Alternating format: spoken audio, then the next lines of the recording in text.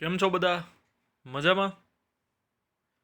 ફિઝિક્સના last લેક્ચરમાં આપણે કેપેસિટરમાં સંગ્રહિત ઉર્જાની વાત કરી હતી અને એના સૂત્રની તારવણી કરી હતી, જ્યાં આ ચેપ્ટરની બધી જ થિયરી આપણી પૂરી થાય છે. તો હવે આપણે વાત કરશું સ્વાધ્યાયની. સ્વાધ્યાયમાં આપણે સ્વાધ્યાયના દાખલા નંબર 1 અને 2 જે તે ટાઈમે એના રિલેટેડ થિયરી ભણ્યા હતા ત્યારે આપણે ભણી ગયા. હવે આપણે વાત કરશું જે બાકીના સ્વાધ્યાયના દાખલા છે એની. તો સ્વાધ્યાયનો દાખલા નંબર 3 છે, એમાં આપણને એવું કંઈક કીધું છે કે બે વિદ્યુત ભારો 2 માઇક્રોકુલમ અને -2 માઇક્રોકુલમ એકબીજાથી 6 સેન્ટીમીટર દૂર આવેલા બિંદુઓ એ અને બી પર મૂકેલા છે. તો તંત્રના કોઈ સમસ્થિતિમાન પૃષ્ઠની ઓળખ કરો. તો હવે બે વિદ્યુત ભાર આપણને આપેલા છે. એ બે વિદ્યુત ભાર આ રીતે એકબીજાથી કંઈક અંતરે રહેલા છે. હવે એક +2 માઇક્રોકુલમ છે અને એક -2 માઇક્રોકુલમ છે. બરોબર. હવે સમસ્થિતિમાન પૃષ્ઠની વાત કરીએ તો આવા કિસ્સામાં છે ને યાદ રાખવાનું, સમસ્થિતિમાન પૃષ્ઠ એક તો નિશ્ચિત જ હોય કે જ્યાં વિદ્યુત સ્થિતિમાન શૂન્ય થતું હોય. હવે હું આ બેના અત્યારે વિદ્યુત ભારોનું મૂલ્ય સરખું છે એટલે બેના મધ્ય બિંદુની વાત કરું તો મધ્ય બિંદુએ જો હું એક પૃષ્ઠ દોરું ને તો એ પૃષ્ઠ એટલે આ પૃષ્ઠ એટલે શું, તો કે આપણે જે બોર્ડમાં અંદર તરફ જતું હોય ને એવું કોઈ પેજ. બરોબર. તો અહીંયા એવું કંઈક થશે, YZ સમતલ તમે ગણી લ્યો. આપણે આમ લઈએ ને, આ વાય, આ એક્સ અને આમ ઝેડ. તો આ રીતે આમ કંઈક અંદર જતું હોય ને બોર્ડમાં, એ રીતનું કોઈક સમતલ. બરોબર. YZ સમતલ લ્યો આ રીતે. તો અહીંયા બે વિદ્યુત ભારો છે, બે સમાન મૂલ્યના છે. તો બેયને જોડતી રેખાનું મધ્ય બિંદુ, ત્યાં તમે એક લંબ પૃષ્ઠની ધારણા કરો ને તો ત્યાં તમને બધા જ બિંદુએ વિદ્યુત સ્થિતિમાન શૂન્ય મળશે. આ કોના જેવું થયું, તો તમે આટલો ભાગ કાઢી નાખો તો આ શું થઈ ગયું, એક ડાયપોલ જ થઈ ગયો કે નહીં. અને આ ડાયપોલની કઈ રેખા થઈ, તો કે આ ડાયપોલની વિષુવ રેખા થઈ કે નહીં.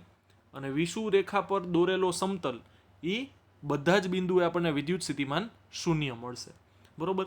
તો એ જ વસ્તુ આપણે અહીંયા સોલ્યુશનમાં દર્શાવેલી છે કે એ ને બી બે વિદ્યુત ભારો છે, એ બેને જોડતી રેખાના મધ્ય બિંદુ પર જો તમે એક સમતલ દોરો, બરોબર, જે આ રેખાને લંબ હોય, એટલે કે બોર્ડમાં અંદર તરફ જાય છે. ધારો કે આપણે આ એ બી લાઈન છે એ બોર્ડ ઉપર દોરી હોય તો આપણે એ બીને જોડતી રેખાનું જે મધ્ય બિંદુ છે ને એમાંથી બોર્ડમાં અંદર તરફ જતું હોય ને એવું કોઈક સમતલ આપણે વિચારવાનું છે. બરોબર. તો જો અહીંયા આપણને કીધું જ છે કે એ બીને લંબ અને તેના મધ્ય બિંદુમાંથી પસાર થતા સમતલ પર દરેક સ્થાને વિદ્યુત સ્થિતિમાન શૂન્ય હોય છે. કારણ કે આ કયું સમતલ થયું, તો કે આપણે વાત કરી હતી એમ કે વિષુવ રેખામાંથી પસાર થતું સમતલ. બરોબર. તો આ કેસમાં આપણને વિદ્યુત સ્થિતિમાન બધા જ બિંદુઓએ શૂન્ય મળશે. એટલે એ સમસ્થિતિમાન જ થઈ ગયું ને. બધા જ સમતલના બધા જ બિંદુએ વિદ્યુત સ્થિતિમાન 0, એટલે કે સમાન જ છે બધી જગ્યાએ. તો એને આપણે સમસ્થિતિમાન પૃષ્ઠ કહી શકીએ. અને બીજું આમાં એવું પૂછ્યું છે કે આ સપાટી પર દરેક બિંદુએ વિદ્યુત ક્ષેત્રની દિશા કઈ હશે. તો આપણને ખ્યાલ છે એમ કે વિદ્યુત ક્ષેત્રની દિશા ધનથી ઋણ તરફ હોય. અને આપણને MCQમાં આ પ્રશ્ન પૂછાઈ શકે. તમારામાંથી એક કોઈક સ્ટુડન્ટે મને આવો કોઈક MCQ મોકલ્યો હતો કે સમસ્થિતિમાન પૃષ્ઠ હોય તો વિદ્યુત ક્ષેત્રની દિશા કઈ તરફ હોય. તો એ હંમેશા સમસ્થિતિમાન પૃષ્ઠને લંબ હોય છે. તો જો સમસ્થિતિમાન પૃષ્ઠ કઈ તરફ છે, તો કે બોર્ડમાં અંદર તરફ. અને વિદ્યુત ક્ષેત્રની દિશા કઈ થશે, તો કે આ રીતે. તો એ આ પૃષ્ઠને લંબ જ થયું ને. પૃષ્ઠને દરેક બિંદુએ એ કેવું થશે, લંબ થશે. બરોબર. તો અહીંયા વિદ્યુત ક્ષેત્ર સમતલને લંબ અને એ થી બી ની દિશામાં છે. કારણ કે એ બિંદુએ ધન વિદ્યુત ભાર છે અને બી બિંદુએ ઋણ વિદ્યુત ભાર છે. તો એ થી બી દિશામાં. ધારો કે તમને એવું કીધું હોય કે બી ઉપર ધન વિદ્યુત ભાર છે અને એ ઉપર ઋણ વિદ્યુત ભાર છે, તો એ જ દિશા ઉલટાઈ જાત, તો એ બી થી એ દિશામાં થઈ જાત. પણ એ સમતલને તો લંબ જ રહેત. બરોબર. એમાં કોઈ ફેરફાર આવત નહીં. તો આ એકદમ આપણો પી કેટેગરીનો સહેલો દાખલો, બરોબર. એના પછી 12 સેન્ટીમીટર ત્રિજ્યાના એક ગોળાકાર સુવાહકની સપાટી પર 1.6 ગુણ્યા 10⁻7 કુલમ વિદ્યુતભાર નિયમિત રીતે વિતરિત થયેલો છે. તો ગોળાની અંદર, ગોળાની તરત બહાર અને ગોળાના કેન્દ્રથી 18 સેન્ટીમીટર અંતરે આવેલા બિંદુએ વિદ્યુત ક્ષેત્ર કેટલું છે? હવે ખરેખર તો આ બીજા ચેપ્ટરનો પ્રશ્ન જ નથી. આ પ્રશ્ન છે પહેલા ચેપ્ટરનો, કે આપણે જે ગોળાકાર કવચ હોય એની ઉપર વિદ્યુત ભારનું વિતરણ લેતા હતા, તો અંદરની તરફ બધા જ બિંદુએ વિદ્યુત ક્ષેત્ર કેટલું મળે? તો કે અંદરની તરફ બધા જ બિંદુએ વિદ્યુત ક્ષેત્ર 0. વિદ્યુત સ્થિતિમાન કેટલું? તો કે વિદ્યુત સ્થિતિમાન અચળ રહેતું હતું. યાદ છે આવું? તો આવા કોઈ ગોળાકાર કવચ છે એની સપાટી ઉપર તમને વિદ્યુત ક્ષેત્ર કેટલું મળે? તો કે જાણે કે બધો વિદ્યુત ભાર ક્યાં કેન્દ્રિત થયેલો હોય? કેન્દ્ર ઉપર. તો જોવાની ત્રિજ્યા કેપિટલ આર હોય તો તમને જવાબ મળે KQ/r². બરોબર. પછી બહારના કોઈ બિંદુએ કીએ અને આ અંતર સ્મોલ આર હોય તો શું થાય? તો થશે KQ/r². અને અંદરની તરફ 0 છે જ, બરોબર. તો તમને 3 પ્રશ્ન પૂછ્યા છે. ગોળાની અંદર તો કે 0, એમાં વિચારવાની જરૂરત જ નથી. ગોળાની તરત બહાર એટલે કે ઓલમોસ્ટ સપાટી ઉપર તો કે KQ/R², જ્યાં કેપિટલ આર શું છે? તો કે ગોળાની ત્રિજ્યા. અને ગોળાના કેન્દ્રથી 18 સેન્ટીમીટર અંતરે, એનો મતલબ સ્મોલ આર તમને આપ્યો છે 18 સેન્ટીમીટર. તો KQ/r² માં ડાયરેક્ટ આપણે એ સૂત્ર મૂકી દેશું, બરોબર, કિંમત મૂકી દેશું તો જવાબ આવી જશે. તો જો અહીંયા મેં ત્રિજ્યા તમને 12 સેન્ટીમીટર આપી છે, એટલે 12 ગુણ્યા 10⁻2 મીટર. હવે તમને પેલો પ્રશ્ન શું પૂછ્યો છે? તો કે આ ગોળાની અંદર વિદ્યુત ક્ષેત્ર કેટલું? તો કે દેખીતો જવાબ છે કે અંદર વિદ્યુત ક્ષેત્ર 0 થશે. પછી સપાટી ઉપર તો કે સપાટીની એટલે કે ગોળાની ત્રિજ્યા કેટલી છે? તો કે કેપિટલ આર. તો અહીંયા આપણે મૂકી દેશું કેપિટલ R², બરોબર. તો હવે કે ની કિંમત મને ખબર છે, કુલમ અચળાંક 9 ગુણ્યા 10⁹, વિદ્યુત ભાર છે 1.6 ગુણ્યા 10⁻7, અને ગોળાની ત્રિજ્યા છે 12 સેન્ટીમીટર એટલે કે 12 ગુણ્યા 10⁻2, અને એનો થશે સ્ક્વેર. સાદુરૂપ આપશો તો વિદ્યુત ક્ષેત્રનો જવાબ મળશે 10⁵ ન્યૂટન પ્રતિ કુલમ, બરોબર. બહુ સિમ્પલ જ છે, ગણતરી કરવાની છે કેલ્ક્યુલેટરથી, જાતે આપણે ગણતરી કરવાની છે, બરોબર. 10⁻4 છેદમાંથી અંશમાં આવશે તો પ્લસ થઈ જશે, બરોબર. અને આપણે સાદુરૂપ આપવાનું છે બધું. હવે મેથસ જ છે, બરોબર. ફિઝિક્સ પૂરું થઈ ગયું. અહીંયા એકદમ સિમ્પલ કેલ્ક્યુલેશન છે. અને ગોળાની બહાર કેન્દ્રથી 18 સેન્ટીમીટર અંતરે, તો જો અંતરમાં 18 સેન્ટીમીટર લખ્યું છે એટલે કે 18 ગુણ્યા 10⁻2, અને અંતરનો વર્ગ હોય એટલે એનો સ્ક્વેર છે. પાછું જેમ હતું એમ કે ની કિંમત, ક્યુ ની કિંમત, બાકી બધું એમને એમ, તો તમને જવાબ મળશે 4.4 ગુણ્યા 10⁴ ન્યૂટન પ્રતિ કુલમ. તો જો તમને સપાટી ઉપર વિદ્યુત ક્ષેત્ર કેટલું મળ્યું? 10⁵. સપાટીથી દૂર ગયા હજી તો વિદ્યુત ક્ષેત્ર હજી એ ઘટ્યું. હજી દૂર જાશો તો હજી એ વિદ્યુત ક્ષેત્ર ઘટશે, કારણ કે અંતરના વર્ગના વ્યસ્ત પ્રમાણમાં હોય છે, બરોબર. તો એકદમ સિમ્પલ દાખલા જ છે આ. હવે એના પછી 5મો દાખલો છે. પ્લેટો વચ્ચે હવા હોય તેવા સમાંતર પ્લેટ કેપેસિટરનું કેપેસિટન્સ 8 પાઇકોફેરેડ છે. જો પ્લેટો વચ્ચેનું અંતર અડધું કરવામાં આવે અને તેમના વચ્ચેના અવકાશને ડાઇલેક્ટ્રિક અચળાંક જેનો 6 હોય તે ધરાવતા દ્રવ્ય વડે ભરી દેવામાં આવે તો તેનું કેપેસિટન્સ કેટલું થશે? બરોબર. તો આ પ્રશ્નમાં આપણી પાસે જ્યારે હવા હોય, બે પ્લેટો વચ્ચે હવા હોય ત્યારે કેપેસિટન્સનું સૂત્ર શું છે? તો કે ε0A/d, બરોબર.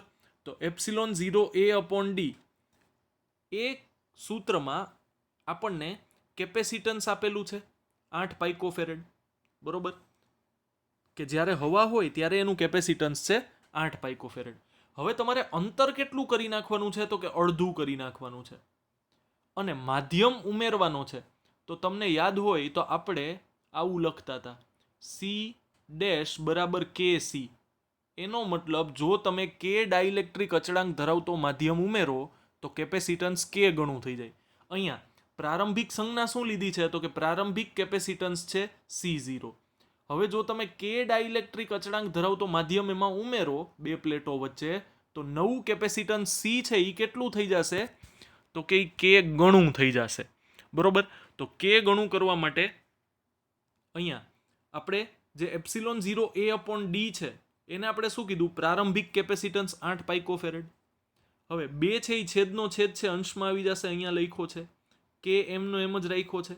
બરોબર? અહીંયા સૂત્ર લખવું હોય તો તમે લખી શકો C બરાબર કે C0, બરોબર, અથવા C0 કે, જ્યાં C0 ની જગ્યાએ તમે એપ્સિલોન 0 A બાય ડી લખ્યું છે.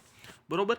અને હવે તમે પ્લેટનું અંતર પણ અડધું કર્યું છે, બે પ્લેટો વચ્ચેનું અંતર પણ અડધું કર્યું છે, એટલે તમે D/2 કર્યું, તો 2 છેદનો છેદ અંશમાં આવી જશે. તો એપ્સિલોન 0 A અપોન ડી ની જગ્યાએ તમે શું લખી શકો? C0 લખી શકો. હવે 2 ગુણ્યા C0 એટલે 8 પાઇકોફેરેડ, ને કે કેટલું છે? 6. તો 6 ને 2 12, ને 12 8 96 થશે. બરોબર? પાઇકોફેરેડ એમના એમ. તો તમને નવું કેપેસિટન્સ મળશે 96 પાઇકોફેરેડ. એનો મતલબ જો તમે બે પ્લેટો વચ્ચેનું અંતર અડધું કરો તો કેપેસિટન્સ 2 ગણું થાય. અને જો હવે તમે ઈ માધ્યમ જે હતું એમાં એ જે બે પ્લેટો વચ્ચેનું માધ્યમ હતું હવા, એની જગ્યાએ હવે તમે કોઈ એવો ડાઇલેક્ટ્રિક માધ્યમ ઉમેરો છો કે જેનું કેપેસિટન્સ, જેનો ડાઇલેક્ટ્રિક અચળાંક 6 છે, તો એનું કેપેસિટન્સ 6 ગણું થઈ જશે. અંતર અડધું કરવાથી 2 ગણું થયું. 6 ડાઇલેક્ટ્રિક માધ્યમ ધરાવતો અચળાંક ધરાવતું માધ્યમ ઉમેરવાથી 6 ગણું થયું, તો 6 2 12 ગણું થયું. હવે ઓલરેડી હતું કેટલું? તો કે 8 પાઇકોફેરેડ હતું, એને 12 ગણું કરી નાખો તો 12 8 96. જો ડાયરેક્ટ આપણને જવાબ મળી ગયો. આ છે ને જે 2, એ અંતર અડધું કરવાથી 2 ગણું થયું, અને કે ગણું એટલે કે 6 ગણું થયું ડાઇલેક્ટ્રિક માધ્યમ ઉમેરવાથી, એટલે ટોટલ 12 ગણું થઈ ગયું. 8 ઓલરેડી હતું, 12 8 96 પાઇકોફેરેડ આપણો જવાબ આવશે. ટપા પડતા હે? એકદમ સિમ્પલ જ છે. તમને એવું કહેવામાં આવે કે પ્લેટનું ક્ષેત્રફળ ફેરવવામાં આવે, બરોબર, ડાઇલેક્ટ્રિક માધ્યમ ઉમેરવામાં આવે, અથવા બાદ કરવામાં આવે, અથવા પ્લેટનું વચ્ચેનું અંતર બમણું કરવામાં આવે, કાંઈ પણ હોય. MCQમાં આવા પ્રશ્ન બહુ પૂછાઈ શકે. તમને સિમ્પલ એવું પૂછે કે બે પ્લેટો છે અત્યારે, એના કરતાં તમે એને બમણા અંતરે લઈ જાઓ છો, તો કેપેસિટન્સ અડધું થઈ જશે, કારણ કે છેદ 2 ગણો થઈ જાય ને. બરોબર? તો કેપેસિટન્સ શું થઈ જાય? અડધું થઈ જાય. બરોબર? એટલે એવા MCQમાં ઘણા પ્રશ્ન પૂછી શકાય. હવે એના પછી તમને પ્રશ્ન પૂછ્યો છે કે દરેકનું 9 પાઇકોફેરેડ કેપેસિટન્સ હોય તેવા 3 કેપેસિટરોને શ્રેણીમાં જોડેલ છે. બરોબર? તો સંયોજનનું કુલ કેપેસિટન્સ કેટલું થાય? તો તમને યાદ હોય તો આપણે કહેતા હતા C/N.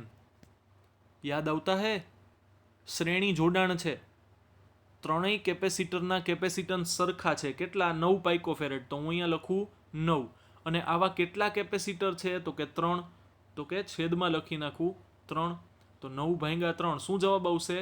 3 પાઇકોફેરેડ. તો એકદમ પપ્પુ કેટેગરીનો પ્રશ્ન છે કે કેટલું સમતુલ્ય કેપેસિટન્સ થાય? તો ટોટલ સમતુલ્ય કેપેસિટન્સ થશે 3 પાઇકોફેરેડ. બરોબર? એકદમ બેઝિક પ્રશ્ન છે. હવે તમને શું કીધું છે કે આ સંયોજનને 120 વોલ્ટના સપ્લાય સાથે જોડવામાં આવે તો દરેક કેપેસિટરને સમાંતર સ્થિતિમાનનો તફાવત કેટલો હશે? બરોબર?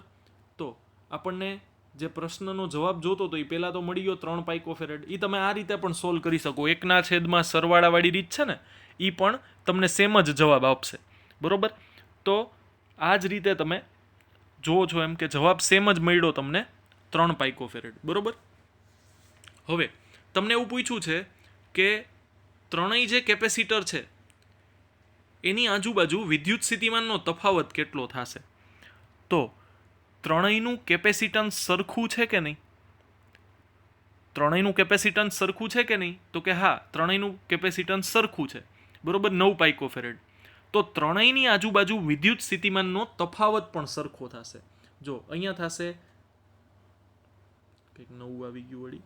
હા, અહીંયા આવશે V1, પછી અહીંયા આવશે V2, અને અહીંયા આવશે V3. બરોબર? તો V1 V2 V3 ત્રણેયનો સરવાળો થઈને 120 વોલ્ટ થવા જોઈએ. હવે વી એટલે શું? તો કે આપણી પાસે સૂત્ર છે Q ઇક્વલ્સ ટુ CV, બરોબર? તો Q ઇક્વલ્સ ટુ CV માંથી જો હું V ને સૂત્રનો કરતા બનાવું તો એ શું થશે? Q ના છેદમાં V, બરોબર? હવે Q ઇક્વલ્સ ટુ CV છે એમાંથી આપણે V ને સૂત્રનો કરતા બનાવીએ Q ના છેદમાં C, સોરી. તો Q ના છેદમાં C સૂત્ર આપણે આમાં મૂકશું. તમને બધા જ કેસમાં, મિનિટ આ કાઢી નાખું છું કન્ફ્યુઝન ન થાય એટલે. તો આ કેસમાં તમને ત્રણેય વિદ્યુત સ્થિતિમાન કેવા મળશે? તો કે સરખા મળશે, બરોબર? શું કામે? તો કે ત્રણેયના કેપેસિટન્સ કેવા છે? સરખા છે. એટલે V1, V2 અને V3 ત્રણેય તમને કેવા મળશે? સમાન મળશે, બરોબર? હવે એ ત્રણેયને આપણે V ડેશ વડે દર્શાવીએ તો V1 ની જગ્યાએ V ડેશ, V2 ની જગ્યાએ V ડેશ, V3 ની જગ્યાએ પણ V ડેશ, બરોબર? તો 3V ડેશ બરાબર V, તો V ડેશ બરાબર થશે 120 નો ત્રીજો ભાગ એટલે કે 40 વોલ્ટ. એનો મતલબ આ થશે 40, આ થશે 40, અહીંયા પણ 40. ત્રણેયનો સરવાળો તમને ટોટલ મળી જશે 120. આનું કારણ શું? તો કે ત્રણેયના કેપેસિટન્સ કેવા છે? સરખા છે. ત્રણેયના કેપેસિટન્સ સરખા છે, શ્રેણી જોડાણ છે, બરોબર? તો શ્રેણી જોડાણની લાક્ષણિકતા શું છે? યાદ કરો તમે. શ્રેણી જોડાણની લાક્ષણિકતા શું હોય? તો કે ત્રણેય શું, ગમે એટલા કેપેસિટર હોય, બધામાં સંગ્રહિત વિદ્યુત ભાર કેવો હોય? સરખો હોય. આપણી પાસે સંબંધ છે Q ઇક્વલ્સ ટુ CV. હવે ત્રણેયમાં સંગ્રહિત વિદ્યુત ભાર કેવા છે? સરખા. એનો મતલબ Q1 બરાબર Q2 બરાબર Q3. તો ત્રણેયને હું એક જ Q1 થી દર્શાવી શકું. હવે ત્રણેયના કેપેસિટન્સ પણ કેવા છે? સરખા. C1 બરાબર C2 બરાબર C3. હવે જો Q સરખા હોય, C સરખા હોય, તો V એ ફરજિયાત સરખું જ થવું પડે. એટલા માટે અહીંયા લખ્યું છે કે V1, V2 અને V3 સમાન છે. આપણને એવો પ્રશ્ન ઉત્પન્ન થાય ને કે ભાઈ V1, V2, V3 સર કેમ સમાન કયો છો તમે? તો હવે જેના માટે વિદ્યુતભાર સમાન હોય, વિદ્યુતભાર સમાન શું કામે છે? તો કે શ્રેણી જોડાણ છે. શ્રેણી જોડાણની લાક્ષણિકતા શું છે? તો કે શ્રેણી જોડાણમાં બધા જ કેપેસિટરોમાં સંગ્રહિત વિદ્યુતભાર કેવો હોય છે? સરખો હોય છે. પછી બીજી વાત શું આવી? તો કે ત્રણેયના કેપેસિટન્સ સમાન છે. એવું ક્યાંથી ખબર પડી? તો કે રકમમાં આપેલું છે. તો Q સરખો હોય, Q સરખો હોય, C સરખો હોય, તો વિદ્યુત સ્થિતિમાન સરખો જ હોવો જોઈએ. ત્યાંથી આપણને ખબર પડી કે ત્રણેયના વિદ્યુત સ્થિતિમાન કેવા છે? સમાન છે. અને ત્યાંથી આપણને જવાબ મળ્યો 40 વોલ્ટ. તો આ વાત કરી આપણે પ્રશ્ન નંબર 6 ની, બરોબર? હવે આપણે જાશું પ્રશ્ન નંબર 7 ઉપર. પ્રશ્ન નંબર 7 એવું કહે છે કે 2, 3 અને 4 પાઇકોફેરેડ કેપેસિટન્સના 3 કેપેસિટરોને સમાંતરમાં જોડેલ છે. હવે સમાંતર કેપેસિટરમાં હોય તો કેપેસિટન્સનું શું થાય? સરવાળો થાય ને. તો 2, 3 અને 4 કેટલો થશે ટોટલ? મેથસ 9 પાઇકોફેરેડ, બરોબર ને? તો સંયોજનનું કુલ કેપેસિટન્સ કેટલું થાય? તો કે 9 પાઇકોફેરેડ. એકદમ સિમ્પલ છે. જો ત્રણેયનો સરવાળો 2, 3 ને 4 9 પાઇકોફેરેડ. હવે તમે ત્રણેયને જોડેલા શેમાં છે? તો કે સમાંતરમાં. તો તમને પ્રશ્ન એવો પૂછ્યો છે કે જો આ સંયોજનને 100 વોલ્ટના સપ્લાય સાથે જોડવામાં આવે તો દરેક કેપેસિટર પરનો વિદ્યુત ભાર શોધો. જો અહીંયા 100 વોલ્ટના આપણે સ્ત્રોત સાથે આ ત્રણેય કેપેસિટરને સમાંતરમાં જોડેલા છે. હવે સમાંતરની લાક્ષણિકતા શું છે? તો કે ત્રણેય પરનો વિદ્યુત સ્થિતિમાન કેટલો હશે? સરખો. તો અહીંયા કેટલો છે? 100 વોલ્ટ. તો અહીંયા આવશે 100, અહીંયા પણ 100 અને અહીંયા પણ 100, કારણ કે બધા જ સમાંતર જોડાણમાં છે. તો તમારે પહેલા કેપેસિટર પરનો વિદ્યુતભાર મેળવવો હોય તો Q1 બરાબર થશે C1 V1. હવે C1 કેટલું છે? તો કે 2 પાઇકોફેરેડ. તો 2 ગુણ્યા 10⁻12. વિદ્યુત સ્થિતિમાન તો ત્રણેયમાં સરખો જ લાગે છે. કેટલો? તો કે 100 વોલ્ટ. તો તમને Q1 મળી જશે 2 ગુણ્યા 10⁻12. Q2 માટે એ કેટલું છે? તો કે Q2 માટે એ છે 3 પાઇકોફેરેડ. તો કે 3 ગુણ્યા 10⁻12. વિદ્યુત સ્થિતિમાન તો 100 છે જ. તો જવાબ મળ્યો તમને 3 ગુણ્યા 10⁻10. ત્રીજા કેપેસિટર માટે એ જ છે 4 પાઇકોફેરેડ. તો એ થશે 4 ગુણ્યા 10⁻12, 100 વોલ્ટ. વિદ્યુત સ્થિતિમાન આપણે શું કામે બધામાં સરખા લઈએ છીએ? કારણ શું? સમાંતર જોડાણ છે. એટલે સમાંતર જોડાણની લાક્ષણિકતા શું? વિદ્યુત સ્થિતિમાનનો તફાવત સરખો હોય. તો તમને ત્રીજા વિદ્યુતભારમાં સંગ્રહિત વિદ્યુતભાર, ત્રીજા કેપેસિટરમાં સંગ્રહિત વિદ્યુતભાર જોવા મળશે 4 × 10⁻10 કુલમ. તો આ તો આપણા પ્રશ્નનો જવાબ. પહેલા આપણે શું મેળવવાનું હતું? સમતુલ્ય મેળવવાનું હતું. તો એ તો બહુ જ સહેલું છે. સમાંતર જોડાણ હોય તો ત્રણેયનો શું થશે? સરવાળો. અને પછી પૂછ્યું છે ત્રણેય વિદ્યુતભારમાં, ત્રણેય કેપેસિટરમાં સંગ્રહિત વિદ્યુતભાર. તો આપણે ત્રણેય માટે જે Q = CV સૂત્ર છે એનો ઉપયોગ કરી અને ત્રણેયમાં સંગ્રહિત વિદ્યુતભાર પણ મેળવી લીધા. બરોબર. ચાલો, એના પછીનો પ્રશ્ન છે, બે પ્લેટો વચ્ચે હવા હોય તેવા સમાંતર પ્લેટ કેપેસિટરમાં દરેક પ્લેટનું ક્ષેત્રફળ 6 × 10⁻³ મીટર સ્ક્વેર છે અને બે પ્લેટો વચ્ચેનું અંતર 3 મિલીમીટર છે. તો આ કેપેસિટરોનું કેપેસિટન્સ ગણો. જો આ કેપેસિટરને 100 વોલ્ટના સપ્લાય સાથે જોડવામાં આવે તો તેની દરેક પ્લેટ પરનો વિદ્યુતભાર કેટલો હશે? તો તમને ક્ષેત્રફળ આપ્યું છે, અંતર આપ્યું છે, એનો મતલબ તમારી પાસે A છે, D છે અને તમારે મેળવવાનું છે C. તો C બરાબર સૂત્ર શું છે આપણી પાસે? ε0 A/D. તો કેપેસિટન્સ ગણવાનું કીધું છે તો બહુ સરળતાથી મળી જશે. તો ચાલો મેળવી લઈએ. બરોબર. સૂત્ર શું છે આપણી પાસે? C બરાબર ε0 A/D. બરોબર. તો ε0 ની કિંમત 8.85 × 10⁻12. ક્ષેત્રફળ આપેલું છે 6 × 10⁻³ અને અંતર આપ્યું છે 3 mm એટલે 3 × 10⁻³. તો તમને જવાબ મળશે 17.7 × 10⁻12, જેને તમે લખી શકશો ઓલમોસ્ટ 18 પાઇકોફેરેડ. હવે એના પર સંગ્રહિત વિદ્યુતભાર કેટલું જો તમે એને 100 વોલ્ટના વિદ્યુત સ્થિતિમાનની સાથે જોડો? તો આપણી પાસે Q = CV સૂત્ર છે. C અહીંયાથી મળી ગયું, V રકમમાં આપેલું છે 100 વોલ્ટ. કિંમત મૂકી દેશું તો સંગ્રહિત વિદ્યુતભારનો જવાબ તમને મળશે 1.8 × 10⁻9 કુલમ. બરોબર. એકદમ પપ્પુ કેટેગરીના દાખલા છે, એકદમ સહેલો દાખલો છે આ. ક્ષેત્રફળને અંતર આપ્યું છે બે પ્લેટો વચ્ચેનું, તો તમે સરળતાથી કેપેસિટન્સ મેળવી શકો. હવે કેપેસિટન્સ મળી ગયું, વોલ્ટેજ આપેલા છે, તો બહુ સરળતાથી Q = CV સૂત્રનો ઉપયોગ કરી અને તમે એમાં સંગ્રહિત વિદ્યુતભાર પણ મેળવી શકો છો. બરોબર. તો આ રીતે આપણે બહુ સરળતાથી વિદ્યુતભાર મેળવી લીધો. તો આ આપણે પ્રશ્ન નંબર 8 સોલ્વ કર્યો. બરોબર. હવે પ્રશ્ન નંબર 9 ની વાત કરીએ તો કેપેસિટરની પ્લેટનું ક્ષેત્રફળ 6 × 10⁻³ મીટર સ્ક્વેર તથા બે પ્લેટો વચ્ચેનું અંતર 3 mm છે. તેને 100 વોલ્ટ સપ્લાય સાથે જોડવામાં આવે છે. આ દાખલો છે ને પ્રશ્ન નંબર 8 સાથે સંકળાયેલો છે. જે સ્વાધ્યાયનો દાખલા નંબર 8 છે ને એવી જ માહિતી છે. એટલે આપણને કેપેસિટન્સ તો મળી ગયું ઓલરેડી, આપણે સંગ્રહિત વિદ્યુતભાર પણ મેળવી લીધો. હવે એમાં આગળ વધવાનું છે. આગળ શું વધવાનું છે કે આ કેપેસિટરમાં 3 mm જાડાઈ તથા ડાઇલેક્ટ્રિક અચળાંક 6 ધરાવતી માઇકા એટલે કે અબ્રખની પ્લેટને કેપેસિટરની બે પ્લેટ વચ્ચે આપણે દાખલ કરવાની છે. જો બે પ્લેટોનું કંઈક ક્ષેત્રફળ હતું. બરોબર. બે પ્લેટો વચ્ચેનું અંતર કેટલું આપ્યું છે તો કે 3 mm. હવે તમને શું કીધું છે તો કે તમે માઇકા દાખલ કરો છો. એનો મતલબ અહીંયા તમે આખો ભાગ છે ને વચ્ચેનો એને અબ્રખથી ભરી દો છો. બરોબર. જેનો ડાઇલેક્ટ્રિક અચળાંક કેટલો છે તો કે 6 છે. બરોબર.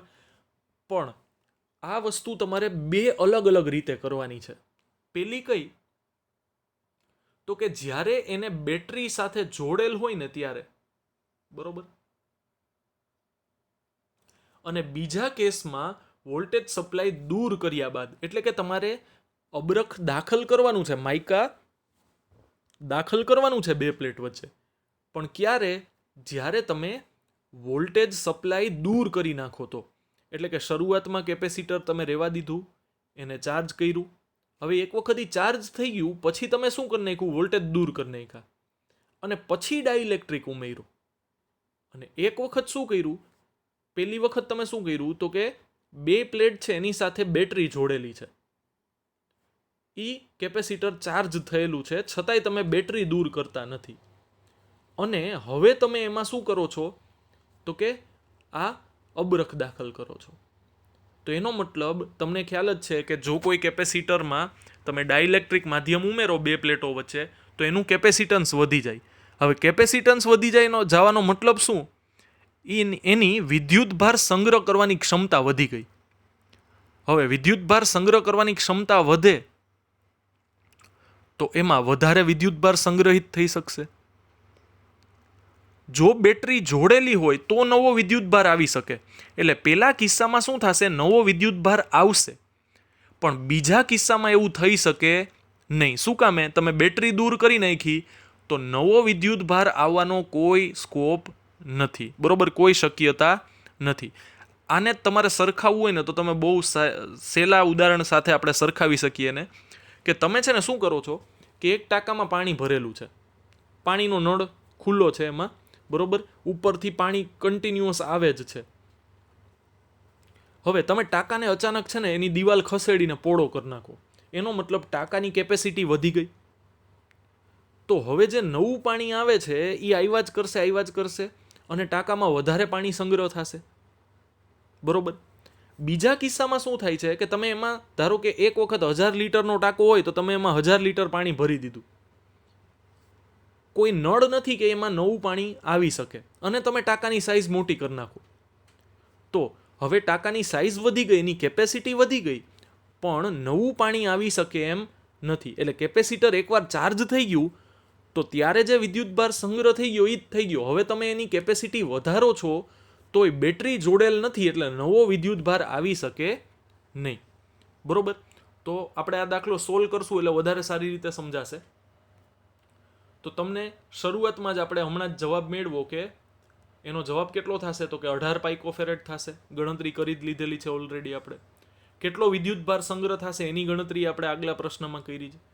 હવે તમને શું કીધું કે વોલ્ટેજ સપ્લાય જોડેલ હોય ને ત્યારે અબરખની પ્લેટ દાખલ કરતા. એનો મતલબ વિદ્યુત સ્થિતિમાન એટલું ને એટલું જ રહેશે, વિદ્યુત સ્થિતિમાન બદલાશે નહીં. તો જો વિદ્યુત સ્થિતિમાન હું 100 વોલ્ટની બેટરી સાથે જોડેલ છે તો 100 વોલ્ટની બેટરી જ રહેશે. કેપેસિટન્સ આપણને મળ્યું 18 પાઇકોફેરેડ. હવે જો તમે એમાં અબરખની પ્લેટ દાખલ કરો જેનો ડાઇલેક્ટ્રિક અચળાંક 6 હોય તો કેપેસિટન્સ 6 ગણું થઈ જશે, 18 6 108. તો હવે નવું કેપેસિટન્સ એટલે કે નવા કેપેસિટરને તમે જોડો છો બેટરી સાથે, એટલે કે જોડેલ જ છે બેટરી સાથે. બરોબર. તો એમાં વધારે વિદ્યુતભાર સંગ્રહ થઈ શકશે. કેટલો વિદ્યુતભાર સંગ્રહ થાય છે, તો કે 1.08 ગુણ્યા 1.08 ગુણ્યા 10⁻8 કુલમ. જો નવું કેપેસિટન્સ કેટલું થઈ ગયું તો 108 પાઇકોફેરેડ. વિદ્યુત સ્થિતિમાન તો હજી એટલો ને એટલો જ છે. તો જ્યારે કેપેસિટરમાં તમે માઇકા દાખલ નહોતું કર્યું ને ત્યારે કેટલો વિદ્યુતભાર સંગ્રહ પામતો તો 1.8 ગુણ્યા 10⁻9, અને હવે કેટલો પામે છે 1.08 ગુણ્યા 10⁻8. એટલે જો આને 10⁹ જ લખવી હોય ને તો તમે આને 10.8 ગુણ્યા 10⁻9 લખી શકો. શરૂઆતમાં કેટલો વિદ્યુતભાર સંગ્રહ પામતો હતો 1.8 નેનો કુલમ. હવે કેટલો વિદ્યુતભાર સંગ્રહ પામે છે 10.8 નેનો કુલમ. શું કામે? તો કે એની વિદ્યુતભાર સંગ્રહ કરવાની ક્ષમતા વધી ગઈ. હવે વિદ્યુતભાર સંગ્રહ કરવાની ક્ષમતા વધી ગઈ, સાથે સાથે નવો વિદ્યુતભાર પણ આવ્યો તો વધારે વિદ્યુતભાર સંગ્રહ પામ્યો. એટલે કે હજી પાણી નળમાંથી આવે જ છે, નવું પાણી ભરાયા કરે છે. તો આ પહેલા કિસ્સાની વાત થઈ. બીજા કિસ્સામાં શું કર્યું તમે, તો કે વોલ્ટેજ સપ્લાયનું જોડાણ દૂર કર્યા બાદ અબરખની પ્લેટ દાખલ કરો છો. હવે એનો મતલબ એક વખત કેપેસિટર ચાર્જ થઈ ગયું, એની આજુબાજુ વિદ્યુત સ્થિતિમાનનો તફાવત કેટલો છે, તો કે એની આજુબાજુ વિદ્યુત સ્થિતિમાનનો તફાવત V છે. હવે જો તમે અબરખની પ્લેટ દાખલ કરો તો શું થાય, તો કે એમાં અબરખની પ્લેટનું પોલરાઇઝેશન થાય, એટલે વિરુદ્ધ દિશામાં વિદ્યુત ક્ષેત્ર ઉત્પન્ન થાય, પ્રેરિત થાય. ખરેખર શબ્દ વાપરીએ એના માટે તો વિદ્યુત ક્ષેત્ર પ્રેરિત થશે. તો એ બાહ્ય વિદ્યુત ક્ષેત્રમાં ઘટાડો કરશે, એનો મતલબ અંદરનું વિદ્યુત ક્ષેત્ર ઘટશે. તો અંદરનું વિદ્યુત સ્થિતિમાન પણ ઘટશે. અત્યારે બેટરી જોડેલી હોત ને તો ફાયદો શું થાત કે વિદ્યુત સ્થિતિમાન અચળ જ રહેત, 100 નું 100, જેવું પેલા કેસમાં થાય છે. જો આમાં શું થાય છે, તો કે તમે બેટરી જોડેલી છે. હવે જો તમે આમાં અબરખની પ્લેટ દાખલ કરો તો અંદર વિદ્યુત ક્ષેત્ર ઘટે. વિદ્યુત ક્ષેત્ર ઘટે તો વિદ્યુત સ્થિતિમાન ઘટે. હવે વિદ્યુત સ્થિતિમાન ઘટે તો વિદ્યુત સ્થિતિમાન અહીંયા V છે, અહીંયા V કરતાં ઘટશે તો પ્રવાહ કઈ દિશામાં થાય? તો કે વિદ્યુત ભારો જઈ અને પ્લેટ ઉપર સ્થાપિત થશે. કારણ કે પ્રવાહ હંમેશા કઈ તરફ થાય? વધારેથી ઓછા તરફ. અને આ પ્રવાહ ક્યાં સુધી ચાલુ રહેશે? તો કે બેયના વિદ્યુત સ્થિતિમાન V જેટલા સરખા ન થઈ જાય, એટલે કે 100 વોલ્ટ જેટલા ન થઈ જાય ત્યાં સુધી. પણ હવેના કિસ્સામાં શું થશે? તો કે તમે એક વખત કેપેસિટરને ચાર્જ કરી અને બેટરી દૂર કરી નાખી. એનો મતલબ જેવી તમે અબરખની પ્લેટ દાખલ કરશો તો વિદ્યુત ક્ષેત્ર ઘટશે. વિદ્યુત ક્ષેત્ર ઘટશે તો વિદ્યુત સ્થિતિમાન ઘટશે. પણ હવે વિદ્યુત સ્થિતિમાનને વધારવા માટે બેટરી જોડેલી નથી. આ બે વસ્તુમાં ખાસ ધ્યાન રાખજો. બે જુદા જુદા કિસ્સા છે. સમજાઈ જશે તો બહુ મજા આવશે. બરોબર? આમ આહલાદક આનંદ આવી જશે. તો હવે બેટરી જોડેલી નથી, એટલે કે પાણી ચાલુ નથી, નળમાંથી નવું પાણી નથી આવતું, જેટલું છે એટલું જ છે. તો વિદ્યુત સ્થિતિમાન શું થશે? તો કે કેમાં ભાગનું થઈ જશે. પેલા કિસ્સામાં વિદ્યુત સ્થિતિમાન કેમાં ભાગનું ન થયું. એનું કારણ શું? તો કે બેટરી જોડેલી હતી. હવે બેટરી જોડેલી નથી તો વિદ્યુત સ્થિતિમાન કેટલામાં ભાગનું થઈ ગયું? કેમાં ભાગનું થઈ ગયું. કેપેસિટન્સ કેટલા ગણું થઈ ગયું? તો કે કેપેસિટન્સ તો કે ગણું જ થશે. વિદ્યુત સ્થિતિમાનના લીધે એમાં કોઈ ફેર નહીં પડે. તો નવો વિદ્યુત ભાર કેટલો સંગ્રહ થશે? તો કે આપણે કીધું એમ કે નવો વિદ્યુત ભાર આવી જ ન શકે, બેટરી જોડેલી જ નથી. તો વિદ્યુત ભાર એટલો ને એટલો જ રહેશે. એનો મતલબ પ્લેટ દાખલ કર્યા પહેલા જેટલો વિદ્યુત ભાર હતો, એટલે કે 1.8 નેનોકુલમ, હજી પણ એટલો જ વિદ્યુત ભાર રહેશે. વિદ્યુત ભાર વધારે સમાઈ શકશે નહીં, કારણ કે બેટરી જોડેલી જ નથી. જેમાં બેટરી જોડેલી હતી એમાં જો વધારે વિદ્યુત ભાર આવ્યો, 108 નેનોકુલમ થઈ, સોરી 10.8 નેનોકુલમ થઈ ગયા. સમજાય છે? બેટરી જોડેલી હોય તો જ નવો વિદ્યુત ભાર આવી શકે ને. અહીંયા તો બેટરી જોડેલી જ નથી, તો નવો વિદ્યુત ભાર આવશે નહીં. એટલે આ ખાસ ફેર છે બેયમાં. જો આમાં લખેલું જ છે વિદ્યુત ભાર અચળ રહે છે કારણ કે બેટરી જોડેલી જ નથી. તો આ ખાસ ફેર હતો.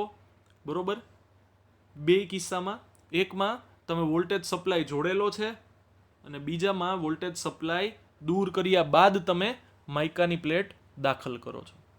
બરોબર? બેયમાં ખાસ ફેર છે, યાદ રાખજો. એના પછી પ્રશ્ન નંબર 10. બરોબર? પાછો પી કેટેગરીનો પ્રશ્ન શું છે?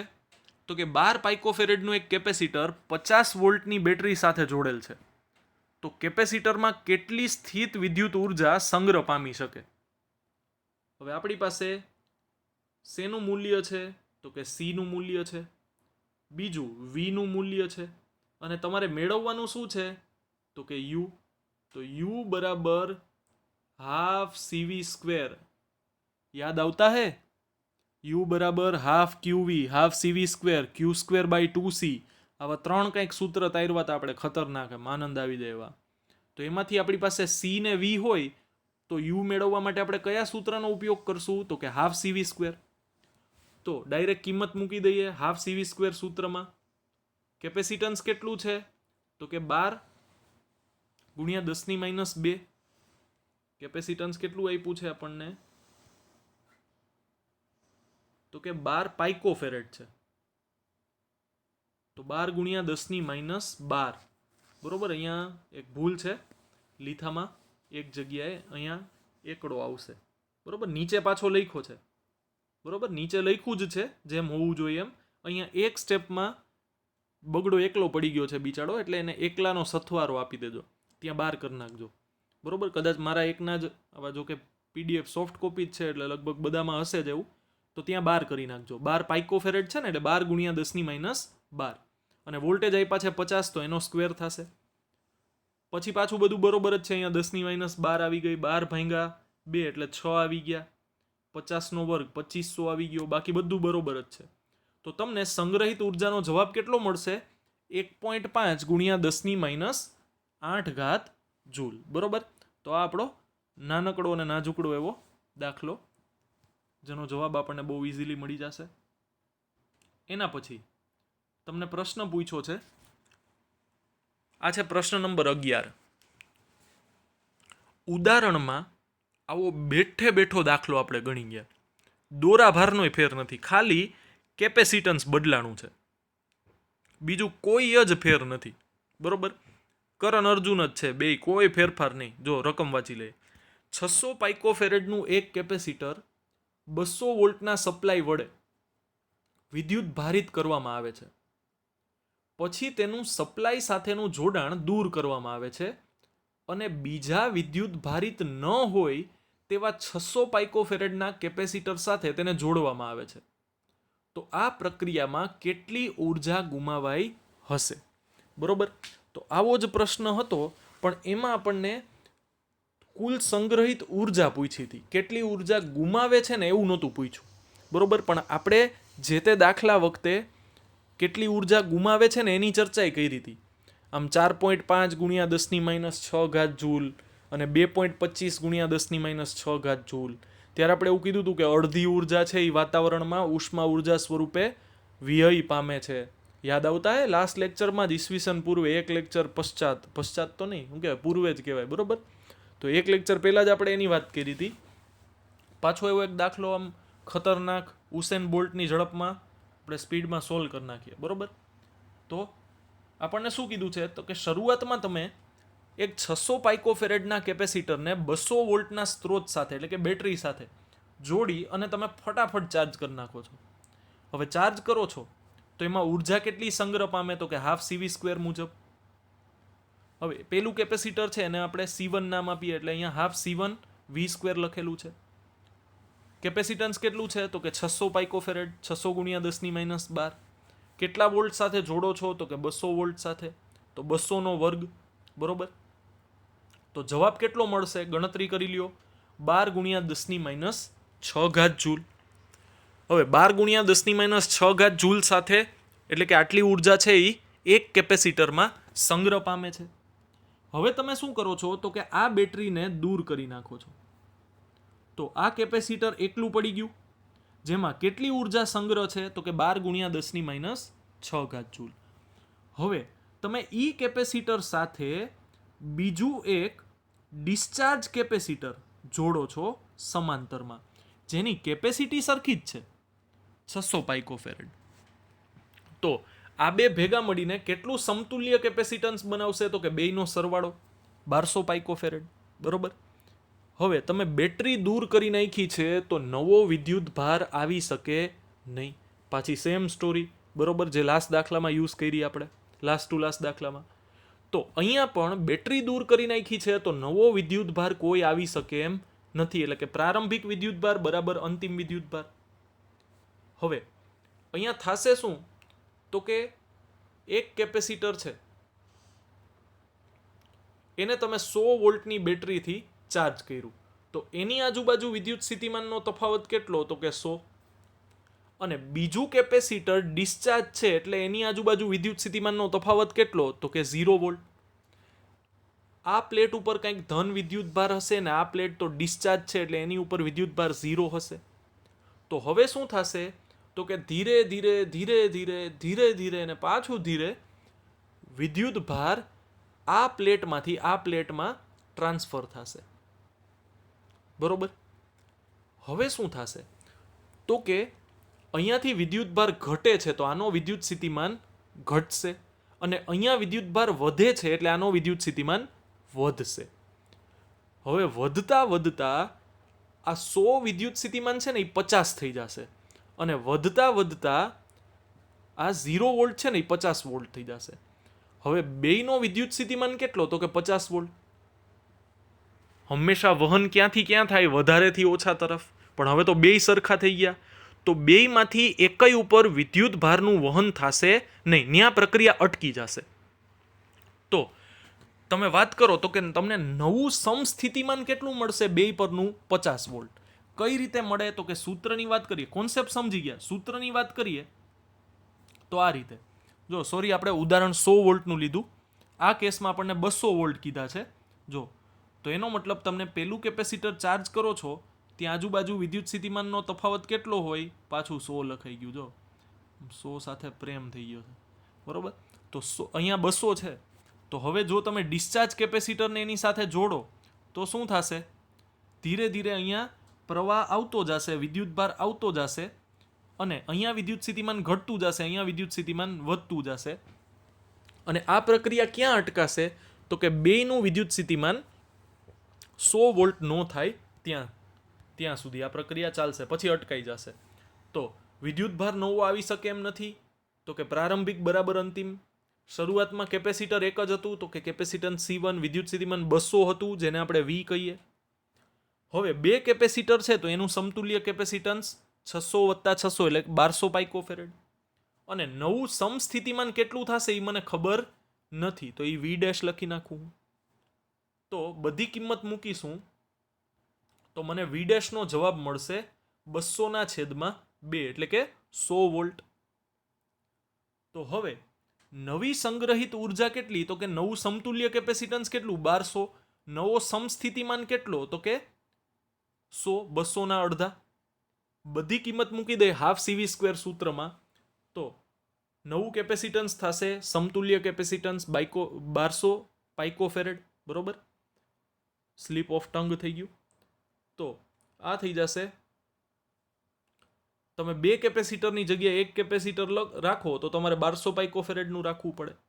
બેની આજુબાજુ વિદ્યુત સ્થિતિમાનનો તફાવત 100 છે, તો તમે અહીંયા 100 રાખો છો, બરોબર. હાફ CV², તો C થશે 1200 પાઇકોફેરેડ અને V થશે 100 એનો સ્ક્વેર. તો સંગ્રહિત ઉર્જાનો જવાબ મેળવશો તો એ તમને મળશે 6 × 10⁻6 જૂલ.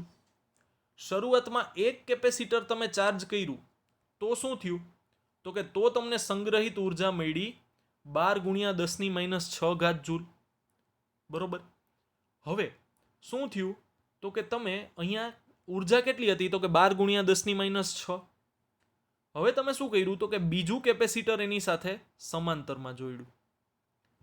તો શું થયું? પેલું કેપેસિટર જેની પાસે ઉર્જા છે એ ઉર્જા ગુમાવે છે. કોને આપે છે? તો કે બીજા કેપેસિટરને. આ દરમિયાન અડધી ઉર્જા શું થાય છે? વાતાવરણમાં વ્યય પામે છે ઉષ્મા ઉર્જા સ્વરૂપે. તો શરૂઆતમાં હતું 12 × 10⁻6, બરોબર. 6 સમજી લેજો ત્યાં. અને અંતમાં કેટલી વધી? તો કે 6 × 10⁻6. એનો મતલબ વ્યય કેટલો પામ્યું? તો કે અડધો અડધ વ્યય પામી, બરોબર. લાસ્ટ લેક્ચરમાં જે ઉદાહરણ જોયું હતું એમાં 4.5 અને 2.25 જવાબ આવતો હતો. અહીંયા 12 અને 6 જવાબ આવે છે. એકદમ સરખા જ દાખલા છે, કોઈ ફેરફાર નથી. ગણતરીની પદ્ધતિ એ સેમ જ છે, કોઈ ફેરફાર નથી, બરોબર. તો જ્યારે તમે એક ચાર્જ કેપેસિટરને બીજા ડિસ્ચાર્જ કેપેસિટર સાથે જોડશો તો શું થશે? તો કે ચાર્જ કેપેસિટરમાંથી ઉર્જા ડિસ્ચાર્જ કેપેસિટરમાં સ્થાપિત થશે, અને આ દરમિયાન ઉષ્મા ઉર્જા સ્વરૂપે ઉર્જાનો વ્યય થશે, બરોબર. તો જો તમને એવું પૂછવામાં આવે ઉદાહરણમાં, MCQમાં પૂછી શકે, બરોબર. શરૂઆતમાં આ કેપેસિટરમાં ઉર્જા કેટલી હતી? પેલા કેપેસિટરમાં તો કે 12. પછી જેવું તમે એને ડિસ્ચાર્જ કેપેસિટર સાથે જોડ્યું તો એ ઉર્જા અડધી થઈ ગઈ આખા તંત્રની. કેટલી થઈ ગઈ? તો કે 6. હવે 6 ઉર્જા થઈ ગઈ, 6 અત્યારે આપણે 6 જૂલ માની લઈએ, બરોબર. તો એનો મતલબ 3 જૂલ આ કેપેસિટરમાં છે અને 3 જૂલ આ કેપેસિટરમાં છે, હા કે ના? તો એનો મતલબ જો હું તમને આવો પ્રશ્ન પૂછું, જો આ MCQ છે, શરૂઆતમાં એક કેપેસિટર ચાર્જ અવસ્થામાં છે, એના ઉપર ઉર્જા U છે. હવે તમે એના જેવા જ એક કેપેસિટર સાથે એને સમાંતરમાં જોડી, એના જેવા જ એટલે એના જેટલી જ કેપેસિટીના કેપેસિટર સાથે એને સમાંતરમાં જોડી અને થોડી વાર રહેવા દો છો, તો U/2 જેટલી ઉર્જા તો શું થશે? તો કે એ તો મુક્ત થઈ ગઈ વાતાવરણમાં, બરોબર. એને ભૂલી જઈએ આપણે. તો વધ્યું શું? તો કે હવે U/2 જેટલી ઉર્જા વધી છે, બરોબર. કાઢી નાખું છું આ. તો કે હવે કેપેસિટરમાં કેટલી ઉર્જા વધી છે? તો કે આખા તંત્ર પાસે ઉર્જા છે U/2.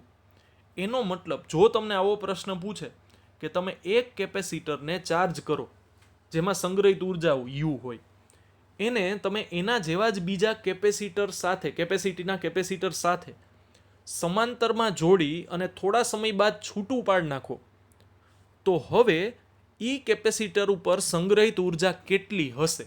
જેના ઓપ્શન આવા કંઈક છે: U/2, U/4 અને U/8.